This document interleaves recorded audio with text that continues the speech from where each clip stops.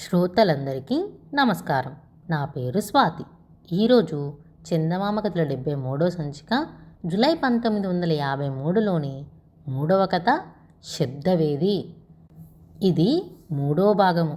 మొదటి 2 భాగాలు వినని వాళ్ళుంటే లింక్ డిస్క్రిప్షన్లో ఉంటుంది, వినేయండి. లేఖతో సహా భీమవర్మ వద్దకు వెళ్ళిన విజయవర్మ తిరిగి వస్తూ త్రోవలో పురుష రూపంలో పారిపోతున్న కరుణను కలుసుకున్నాడు. యుద్ధంలో భీమవర్మ పక్షం ఓడిపోయింది. భీమవర్మ మారువేషంతో ప్రాణాలు దక్కించుకొని పారిపోబోయాడు. అక్కడ శత్రువులు పెచ్చరిల్లుతారు. భీమవర్మ ఆజ్ఞ ప్రకారం విజయవర్మ కరుణను గిరికోట చేరుస్తాడు. ఆ తర్వాత ఏం జరిగిందంటే, గిరికోట తిరిగి వెళ్ళిన విజయవర్మకు అక్కడి జనమంతా చాలా నిస్పృహగా కనిపించారు. యుద్ధంలో ఓడిపోవటం, పైపెచ్చు శబ్దవేది దుండగాలు, కోటలో ప్రవేశించిన కరుణాకరుడు మరి కనబడలేదు. తన తండ్రి చావును గురించి అతను అన్నమాటలు విజయవర్మ మనసులో మెదులుతూనే ఉన్నాయి. ఏమీ తోచక అతను రామ్ సింగ్ను అడిగాడు. రామ్ సింగ్ ఒక్క క్షణం అతని వంక తీవ్రంగా చూసి, నాకీ విషయాలు తెలియవు, నీవు ఇలాంటి విషయాలు పట్టించుకోకపోవటమే మంచిది. కాదంటావా? సోమశర్మ గారిని అడుగు అన్నాడు. మారు మాట్లాడకుండా విజయవర్మ వెళ్ళిపోయాడు. భీమవర్మ తన సైనికులకు ధైర్యం చెప్పి బీసల్పూరు సామంతులలో ఒకడైన దేవ దుర్గాధిపతికి ఒక లేఖ పంపించాడు. అతడు ఈ విధంగా రంగు మార్చడం ఎవరికి ఆశ్చర్యం కొలపలేదు. అతనికి ఇది అలవాటే. విజయవర్మ తిన్నగా సోమశర్మ గారి వద్దకు వెళ్ళి రామ్ సింగ్ను అడిగిన ప్రశ్న మళ్ళీ అడిగాడు. సోమశర్మ ఇది వరకు ఒకసారి చెప్పలేదా అనేసి వెళ్ళిపోయాడు. విజయవర్మకు తృప్తి కలగలేదు.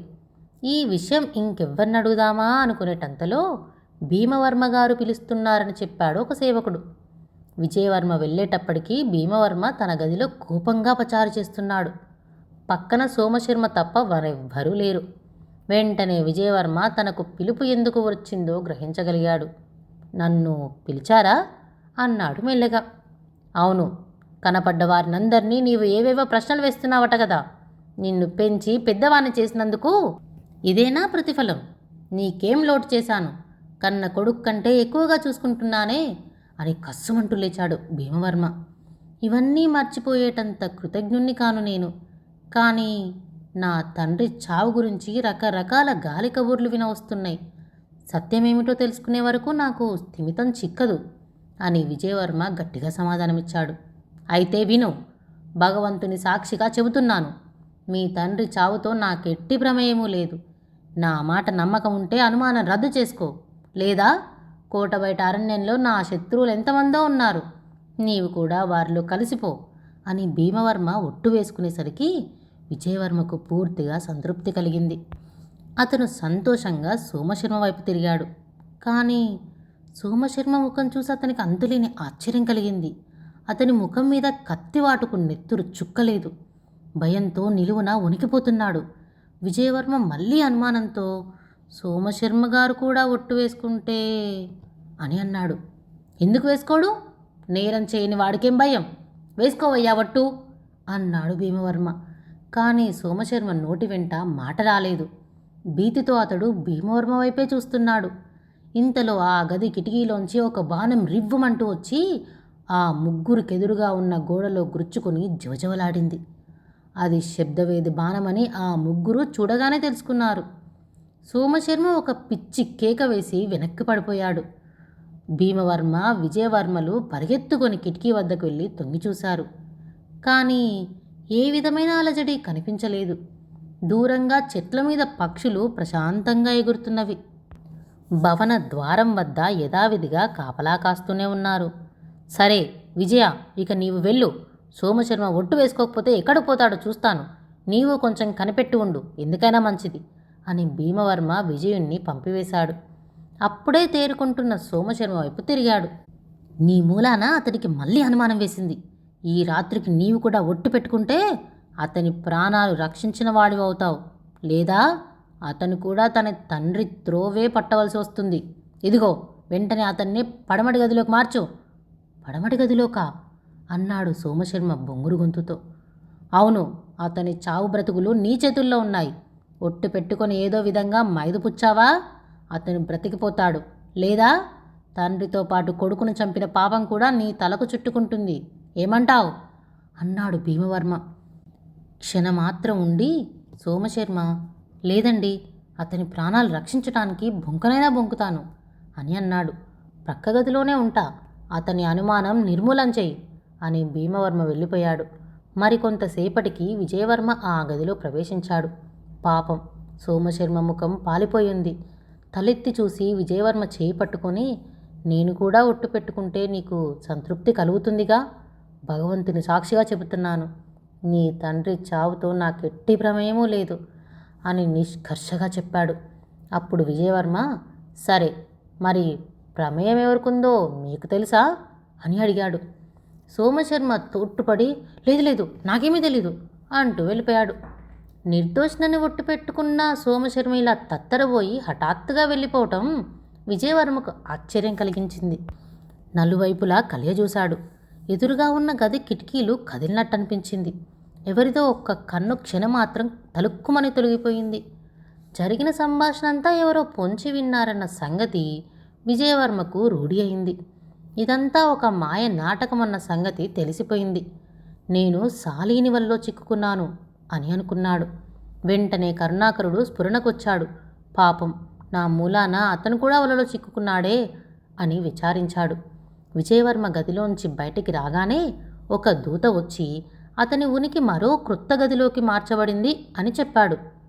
ఎందువల్ల, ఏ గది అని అడిగాడు విజయవర్మ. పడమటి గదిలోకి అని బదులు చెప్పాడు దూత. ఎలాంటి గది, బాగుంటుందా అన్నాడు విజయవర్మ. గదికేం, బేషుగ్గానే ఉంటుంది, దయ్యాలున్నాయన్న మాట కానీ అన్నాడు దూత. శంకాకుల చిత్తంతో విజయవర్మ తన క్రొత్త నివాసం వైపు తరలాడు. ఆ గది ఎత్తు తక్కువగా, విశాలంగా, చీకటిగా ఉంది. దానిలో పందిరి మంచం మహారాజులు పడుకొని నిద్రించేదానిలాగా ఉంది. ఒకప్పుడెవరో గొప్పవారున్న గది. ఇదంతా చూడగా విజయవర్మ అనుమానం ఇంకా ఎక్కువైంది. అతడు గోడలు, అలుమార్లు అన్నీ తట్టి పరీక్షించి చూశాడు. కానీ ఎక్కడా విశేషమేమీ గోచరించలేదు. అయితే గుప్తద్వారం ఎక్కడా? ఎక్కడో ఒక చోట ఉండి తీరాలే. రాను రాను అనుమానాలు ఇంకా ఎక్కువయ్యాయి. ఇటువంటి చోట కన్ను మూయడం ప్రమాదం అనుకున్నాడు. ఇంతలో అతనికి గది తలుపులెవరో గోకుతున్నట్టు వినిపించింది. దగ్గరికి వెళ్ళి చెవి ఒగ్గి ఉన్నాడు. ఎవరో మెల్లగా తలుపు తీయమంటున్నారు. కంఠం గుర్తుపట్టి విజయవర్మ వెంటనే తలుపు తీశాడు. ఒక చేతిలో చురకత్తి పట్టుకుని కరుణాకరుడు లోన ప్రవేశించాడు. ఏం జరిగింది? కోటలో ప్రవేశించాక మళ్ళీ కనిపించలేదేం అని ఆత్రంగా ప్రశ్నలు వేశాడు విజయవర్మ. ఏం జరిగితేనేం, మనం మళ్ళీ ఇక్కడ కలుసుకున్నాం. నీవు మట్టుకు త్వరగా పారిపో. తెల్లవారితే ప్రాణాలు దక్కవు. వాళ్ళు గుసగుసలాడుకోవటం నేను చెవులారా విన్నాను అన్నాడు కరుణాకరుడు. తర్వాత వారిద్దరూ కలిసి గుప్తద్వారం కోసం మళ్ళీ వెతకడం ప్రారంభించారు. ఇంతలో గది బయట అడుగుల చప్పుడు వినిపించింది. దీపం ఆర్పేసి వారిద్దరూ చీకటిలో దాక్కొని కూర్చున్నారు. గదికొక మూల వారు గోడ ఆనుకున్న చోట చెక్కలు తొలిగి కొంచెం వెలుతురులోనికి చొరబడింది. విజయుడు, కరుణాకరుడు ఊపిరి బిగబట్టుకొని ఇది చూస్తూనే ఉన్నారు. ఇంతలో భవనం వెలుపల కేకలు, అరుపులు వినిపించాయి. తక్షణమే గుప్తద్వారం మూసుకుంది. హంతకుడు ఇది అదను కాదని వెళ్ళిపోయాడు. బయట అరుపులు ఇప్పుడు స్పష్టంగా వినిపిస్తున్నాయి. కరుణేది, వెతకండి వెతకండి అంటున్నారెవరో. కరుణెవరబ్బా? కరుణాకరుడా? పొరపాటున నిన్ను ఆడపిల్ల అనుకోవటం లేదు కదా వాళ్ళందరూ అన్నాడు విజయవర్మ. మొదటికే ముప్పొచ్చింది ఇప్పుడు. నన్ను పట్టుకున్నదాకా ఊరుకోరు వాళ్ళు. తలుపు తెరిచి నన్ను పోనివు విజయ. వాళ్ళు నన్ను పట్టుకొని సంబరపడుతుంటే నీవు తప్పించుకోవచ్చు అని సలహా చెప్పాడు కరుణాకరుడు. అప్పుడు అర్థమైంది విజయవర్మకు పరిస్థితి అంతా. నువ్వు కరుణాకరుడు కాదు, నీవే కరుణవు అని అరిచాడు. కరుణ మారు మాట్లాడకుండా నిల్చుంది. కరుణ, మించిపోయింది లేదు. బ్రతికి బాగుంటే మనిద్దరికి ఇక ఎడబాటు ఉండదు. చావే తప్పకపోతే ఇద్దరం ఒకేసారి చేద్దాం అన్నాడు విజయుడు. కానీ అంతలో అతని మాటలు కాదనటానికే అన్నట్టుగా బయట అడుగుల సందడి వినిపించింది. అంతేకాదు, ఎవరో బలంగా తలుపు గుద్దిన ధ్వని అయింది. పైగా మరుని ముసంలోనే భీమవర్మ కంఠం వినిపించింది. తలుపు తెరువు విజయ, లోపలెవరున్నది మాకు తెలుసు, వేరే వేషాలు వేయకు అన్నాడు ఆయన. వెంటనే విజయవర్మ, కరుణాకరుడు గుప్తద్వారం కేసం పరుగులెత్తారు. వారు బయటపడేసరికి భీమవర్మ భటుల తావులకు గది తలుపులు బ్రద్దలైనాయి. గుప్తద్వారానికి ఆవల ఇరుకుగా చీకటిగా ఉన్న ఒక త్రోవ వెంబడే వెళ్ళగా వారొక రహస్య కక్షాన్ని చేరుకున్నారు. మరి ముందు త్రోవలేక అక్కడే ఆగిపోయారు. ఆ ప్రమాద సమయంలో కరుణ విజయవర్మకు తన కథంతా చెప్పింది.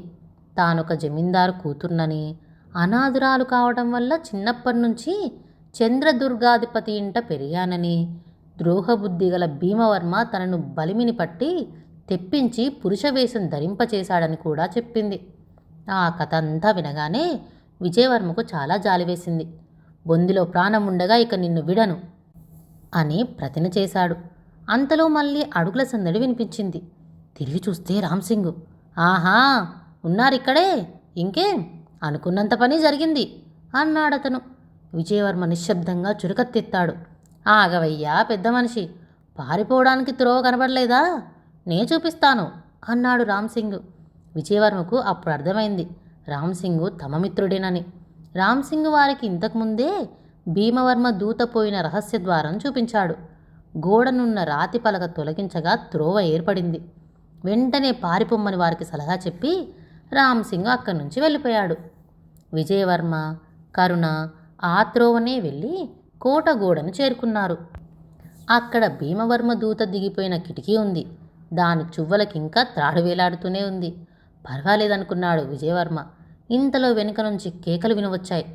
రాకరుణ, ఆలసిస్తే లాభం లేదు అన్నాడు విజయవర్మ. కానీ కరుణ కిటికీలోంచి ఆ గాదంలోంచి తొంగి చూసి గజగజ ఉనికిపోయింది. భీమవర్మ భటులు రానే వచ్చారు. ఏమైతే అయిందని విజయవర్మ కరుణను వదిలేసి త్రాడు పట్టుకొని దూకేశాడు. పైనుంచి బాణాల వర్షం కురిసింది. కానీ విజయవర్మ లెక్క చేయకుండా అగర్త ఈది యువతలకు చేరాడు. కొదలమాటున ఇక భయం లేకపోయింది. కొంత దూరం వెళ్ళిన తర్వాత త్రోవలో అతనికి శబ్దవేది బాణానికి ఆహుతి అయిన భీమవర్మ దూత శవం కనిపించింది. తడిమి చూడగా ద్రోహి భీమవర్మ విపక్షంలో కలిసిపోతానని దేవదుర్గాధిపతికి వ్రాసిన జాబు కనబడ్డది. ఎందుకైనా మంచిదని ఆ జాబు తన వద్ద అట్టే పెట్టేసుకున్నాడు విజయవర్మ. కొంచెం దూరం వెళ్ళగానే అతనికి శబ్దవేది దళం వారు కనిపించారు. ఈసారి వారి వెంట నాయకుని వద్దకు వెళ్ళటానికి విజయవర్మ వెనుదీయలేదు. శబ్దవేది అయిన చండీదాసు అతనిని హృదయపూర్వకంగా ఆహ్వానించాడు.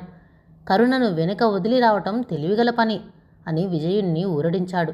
నీ సంగతంతా తెలిసిపోయింది, ఇక చూసుకో అంటూ విజయుడు భీమవర్మకు ఒక ఉత్తరం రాశాడు. ఆ ఉత్తరం చూడంతోనే భీమవర్మ పళ్ళు పట పట కొరికాడు. ఆ తర్వాత ఏం జరిగిందో వచ్చే సంచికలో విందాం. అంతవరకు ఈ ఛానల్ని సబ్స్క్రైబ్ చేసుకోండి.